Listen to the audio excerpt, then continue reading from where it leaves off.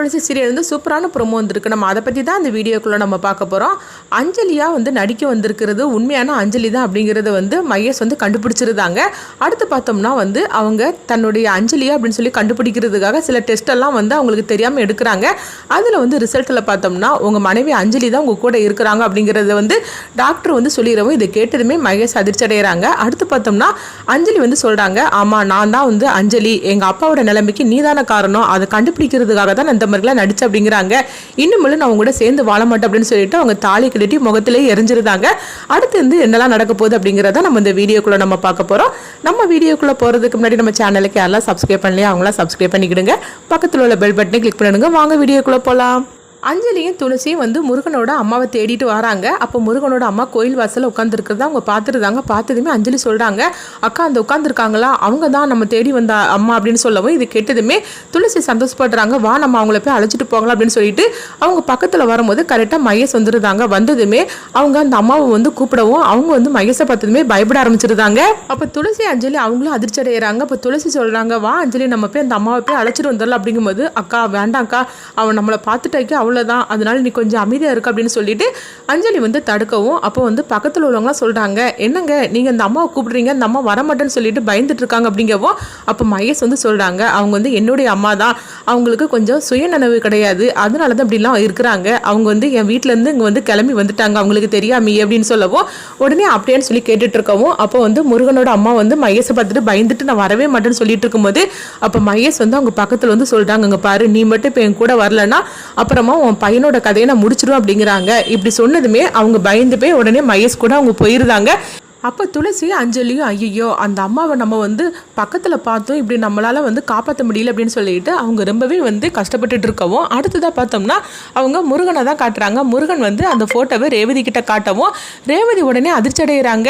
இதுதான் அவங்க அம்மாவை அப்படின்னு சொல்லி கேட்கும்போது முருகனும் ஆமாம் அப்படிங்கிறாங்க. இந்த அம்மாவுக்கு தான் நீ சாப்பாடு வைந்திருந்த, இந்த அம்மாவுக்கு தான் இப்போ நான் சாப்பாடு ஊட்டி விட்டு வந்தேன் அப்படிங்கவோ இது கிட்டதுமே முருகன் வந்து சந்தோஷப்பட ஆரம்பிச்சிருந்தாங்க.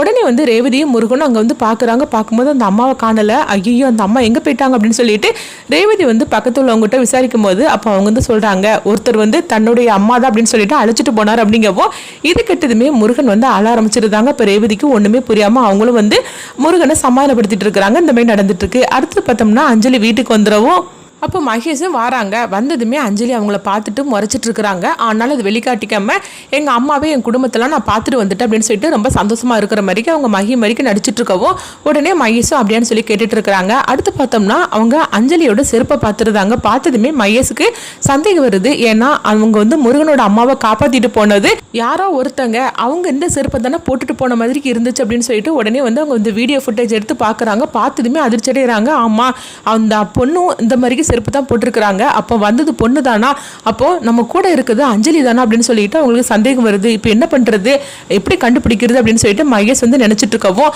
இதுதான் சரியான வழி அப்படின்னு சொல்லிட்டு மகேஷ் நினைக்கிறாங்க. அடுத்து பார்த்தோம்னா அஞ்சலியை தான் காட்டுறாங்க. அஞ்சலி வா நம்ம சாப்பிட போகலாம் அப்படிங்கும்போது என்னையா அஞ்சலின்னு சொல்லி கூப்பிட்டு இருக்கிற அப்படிங்கும்போது மறந்துட்டேன், மகி வா நம்ம சாப்பிட போகலாம் அப்படிங்கும்போது எனக்கு வந்து வயிறு பசிக்கல நீ போய் சாப்பிட அப்படிங்கும்போது என்ன இப்படி சொல்லிட்டு இருக்கிற, நீ இந்த வீட்டில் இருக்குதுன்னு கொஞ்ச நாள், அது வரைக்கும் நீ என்னுடைய கெஸ்ட்டு தானே, அதனால நான் தானே கவனிச்சுக்கிடணும் வா அப்படின்னு சொல்லி கூப்பிடவும் உடனே வந்து அவங்களும் சரின்னு சொல்லிட்டு சாப்பிட்றதுக்காக போகிறாங்க. அப்போ வந்து பார்த்தோம்னா மகேஷ் வந்து ஒரு ஜூஸ் கொடுக்குறாங்க. எதுக்கு ஜூஸ் அப்படிங்கும்போது இதில் என்ன இது இருக்குது, ஜூஸ் கொடுத்தா குடிக்க அப்படிங்கும்போது உடனே அஞ்சலியும் குடிச்சிருந்தாங்க. குடிச்சதுமே அவங்களுக்கு தூக்கமா வர ஆரம்பிச்சிருது. எனக்கு என்னன்னு தெரியல சீக்கிரமா தூக்கம் வருது, நான் போய் தூங்க போறேன் அப்படிங்கப்போ உடனே மகேஷ் சரி அப்படிங்கிறாங்க. அடுத்து பார்த்தோம்னா வந்து அஞ்சலி தூங்கிட்டு இருக்கும்போது அப்போ அவங்க உடம்புல இருந்து அந்த சிகப்பு கலரை எடுத்துருந்தாங்க. எடுத்ததுமே மகேஷ் வந்து டாக்டருக்கு ஃபோன் பண்றாங்க, இங்க பாருங்க இந்த மாதிரி சிகப்பு கலர்ல நான் அனுப்பி விடுதேன், அதை செக் பண்ணிட்டு என் மனைவியோடதும் இதுவும் ஒத்து போதான்னு மட்டும் எனக்கு ரிசல்ட் சொல்லுங்க அப்படிங்கவும் உடனே வந்து அவங்களும் சொல்றாங்க, இன்னைக்கு அனுப்பிவிடுங்க நாளைக்கு ரிசல்ட் சொல்லிடுது அப்படிங்கும்போது உடனே மகேஷும் கொடுத்து அனுப்புதாங்க. அடுத்ததாக பார்த்தோம்னா மகேஷ் வந்து ஃபோன் பேசிட்டு இருக்கும்போது அப்போ டிவி பக்கத்தில் வந்ததுமே அப்போ வந்து டிவி வந்து ஒரு மைக்கு வந்து சிக்னல் வந்து பிரச்சனை ஆகுது. அப்போ அடுத்த ஃபோனில் வந்து பேசுகிறாங்க. அப்போ எதுவுமே ஆகலை. உடனே மகேஷுக்கு வந்து டவுட் வருது. அப்போ இன்னொரு ஃபோனில் இருந்து அவங்க வந்து கண்டுபிடிக்கிறதுக்காக ஒருத்தருக்கு ஃபோன் பண்ணவும் இந்த மாதிரிக்கு என் ஃபோன்லேருந்து பேசிட்டு இருந்தால் டிவி பக்கத்தில் வரும்போது இந்த மாதிரிக்கு சிக்னல் பிரச்சனை பிரச்சனை வருது, என்னென்னு தெரியல அப்படிங்கும்போது கொஞ்சம் இருங்க நான் வந்து செக் பண்ணி பார்த்துட்டு சொல்கிறேன் அப்படின்ட்டு உடனே வந்து அவங்க செக் பண்ணி பார்த்துட்டு சொல்கிறாங்க. இந்த மாதிரிக்கு உங்கள் ஃபோனை வந்து யாரோ வந்து பயன்படுத்துகிறாங்க, அதாவது யாரோ வந்து ஹேக் பண்ணியிருக்கிறாங்க அப்படின்னு சொல்லவும் இது கேட்டதுமே உடனே அவங்க அதிர்ச்சி அடைகிறாங்க. என்ன சொல்கிறீங்கன்னு கேட்கும்போது ஆமாம் இந்த மாதிரிக்கு யாரோ உங்கள் ஃபோன் நீங்கள் பேசுகிறது எல்லாத்தையுமே வந்து அவங்க கேட்டுட்டு இருக்கிறாங்க அப்படிங்கவும் அதை வந்து கொஞ்சம் வந்து இந்த மாதிரிக்கு பண்ணுங்க அப்படின்னு சொல்லிக்கிட்டு அவங்களும் வந்து சில விஷயங்கள்லாம் சொல்லவும் இது கேட்டதுமே மகேஷ் அதிர்ச்சி அடைகிறாங்க. அடுத்து பார்த்தோம்னா அவங்க சொன்ன மாதிரிக்கு செய்யவும் அப்போ வந்து அவங்களுக்கு தெரிஞ்சிருது இது வேற யாரோட வேலையும் இல்லை, நம்ம கூட இருக்கிறத அஞ்சலியோட வேலை தான் அப்படின்னு சொல்லிட்டு அவங்களுக்கு வந்து தெரிய வருது. அப்போ மகி எதுக்காக இந்த மாதிரிக்கு பண்ணுறா அப்படின்ட்டு மகேஷ்க்கு டவுட் வருவோம். அடுத்ததாக பார்த்தோம்னா டாக்டர் வந்து ஃபோன் பண்ணுறாங்க. நீங்கள் வந்து அனுப்புனீங்களா, அதையும் உங்களோட மனைவிக்குள்ளதும் ரெண்டுமே ஒத்து போகுது, அது மட்டும் இல்லாமல் நீங்கள் அனுப்புனதை நான் டெஸ்ட் பண்ணி பார்க்கும்போது அவங்க கன்சீவாக இருக்கிறாங்க அப்படிங்கிறாங்க. இது கிட்டதுமே மகேஷ்க்கு தூக்கி வாரி போட்டுருச்சு. அப்போ நம்ம கூட இருக்கிறது மகி கிடையாது, அஞ்சலி தான். அஞ்சலி அப்போ உயிரோட தான் இருக்கிறாளா அப்படின்னு சொல்லிட்டு அவங்க அதிர்ச்சி அடைகிறாங்க. அடுத்ததாக பார்த்தோம்னா மகேஷ் வந்து அவங்க அஞ்சலியை வந்து பார்க்கறதுக்காக வராங்க. அப்போ அஞ்சலி வந்து அவங்க எப்போவுமே பேசுகிற அந்த லாங்குவேஜில் அவங்க பேசிகிட்டு இருக்கவும் உடனே வந்து எங்கேயா போகிற அப்படின்னு சொல்லி கேட்டுட்டு இருக்கும்போதே அப்போ மகேஷ் வந்து சொல்கிறாங்க இவளை எப்படியாவது கையங்கலமாக பிடிக்கணும் அப்படின்னு சொல்லிட்டு அவங்க சில திட்டத்தை போட்டுட்டு அவங்களும் அந்த மாதிரிக்கு சொல்லவும் இது கெட்டதுமே அவங்க அஞ்சலி வந்து அதிர்ச்சி அடைகிறாங்க. அடுத்து பார்த்தோம்னா வந்து அவங்க ஃபோனில் எப்பவும் போல் அவங்க பேசுகிறாங்க. அதை வந்து அஞ்சலி வந்து அவங்க கேட்டுட்டு இருக்கிறாங்க. கேட்டதுமே ஓஹோ நீ வந்து அந்த இடத்துல தான் அந்த அம்மாவை வச்சிருக்கிறியா அப்படின்னு சொல்லிக்கிட்டு அஞ்சலி வந்து கேட்டுக்கிட்டு உடனே துளசி கிட்ட சொல்லவும் அப்போ வந்து பார்த்தோம்னா மகேஷ் வந்து அஞ்சலியை அந்த இடத்துக்கு வரவழைக்கிறதுக்காக இந்த மாதிரி அவங்க பிளான் போட்டு பண்ணிட்டு இருக்கவும் இது புரியாம அஞ்சலியும் வந்து அந்த அம்மாவை காப்பாற்றணும்னு சொல்லிட்டு அவங்க அந்த இடத்துக்கு வராங்க.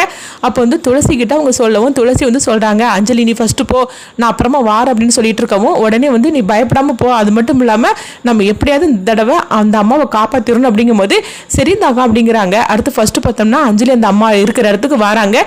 இது எல்லாமே மகேஷ் போட்ட பிளானா தான் இருக்குது. அப்போ அஞ்சலி வந்து அந்த குடனுக்குள்ளே வரவும் அப்போ முருகனோட அம்மா வந்து அங்கே அடைச்சி வச்சிருக்கிறாங்க. அவங்கள பார்த்ததுமே அஞ்சலி வந்து அம்மா நான் வந்துட்டம்மா, நீ எதுக்காக வந்து திரும்ப அவங்ககிட்ட போய் மாட்டிக்கிட்டீங்களே அப்படிங்கும்போது நீ போயிருமா, என்னை வந்து காப்பாற்றணும்னு சொல்லி நீ நினைக்காத, என்னை காப்பாற்றணும்னு சொல்லி நினச்சேன்னா என் பையனோட உயிருக்கு தாம்மா ஆபத்து, நீ தயவு செய்து போயிருமா அப்படின்னு சொல்லிட்டு இருக்கும்போதே பார்த்தோம்னா கரெக்டாக மகேசங்க வந்துருந்தாங்க.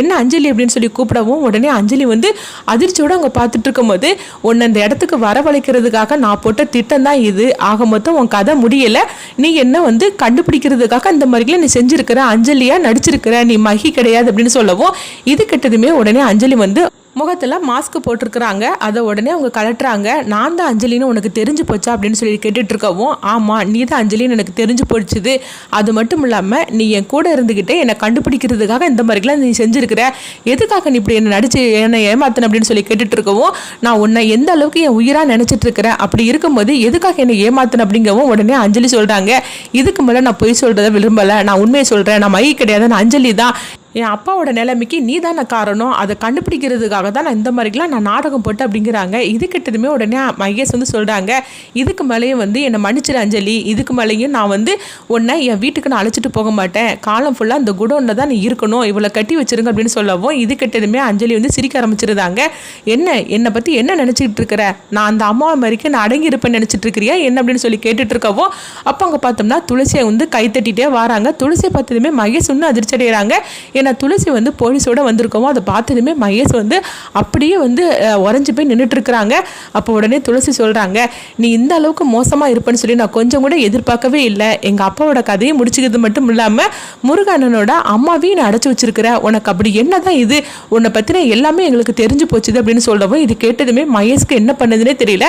அடுத்து வந்து மகேஷ் வந்து அஞ்சலி கிட்ட வந்து அழுதுகிட்டே சொல்கிறாங்க அஞ்சலி நான் உன்னை எந்த அளவுக்கு லவ் பண்ணி நான் கல்யாணம் பண்ணியிருக்கிறேன் தெரியுமா, தயவு செய்து நான் சொல்கிறது கேளு, என்னை எப்படியாவது நீ காப்பாற்று அப்படிங்கும்போது நானே வந்து நீ வேண்டான்னு சொல்லி நினச்சிட்டேன் அப்படிங்கும்போது உடனே வந்து இங்கே பாரு உன் கழுத்தில் நான் தாலி கட்டி இருக்கிறேன், உன் வயிற்றுல என் குழந்தை இருக்குது அப்படிங்கும்போது இப்போ சொன்ன பற்றியா என் வயிற்றுல குழந்தை இருக்குன்னு, அந்த குழந்தைக்காக தான் நான் உயிர் வாழ்ந்துட்டு இருக்கிறேன், இல்லைன்னா உண்மையிலேயே எங்கள் அப்பா அன்னைக்கு ஒன்னால தான் போனாருன்னு தெரிஞ்சதுமே நானும் வந்து போயிருப்பேன், ஆனால் என் குழந்தை தான் என்னை காப்பாற்றி இன்னைக்கு வரைக்கும் வாழ வச்சுட்டு இருக்குது, ஆனால் நீ கட்டின தாலி நிம்மல் எனக்கு தேவை கிடையாது, அது நீயே எடுத்துருப்ப அப்படின்னு சொல்லிக்கிட்டு அஞ்சலி வந்து பார்த்தோம்னா அவங்க தன்னுடைய கழுத்தில் கடந்த தாலியை கலட்டி அவங்க மகேஷ் முகத்திலேயே வீசிருந்தாங்க.